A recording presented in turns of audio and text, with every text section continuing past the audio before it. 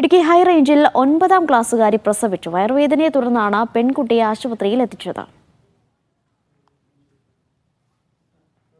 സിജോ വർഗീസ് ഉണ്ട് വിവരങ്ങൾ നൽകാനായി. സിജോ, എന്താണ് സംഭവം?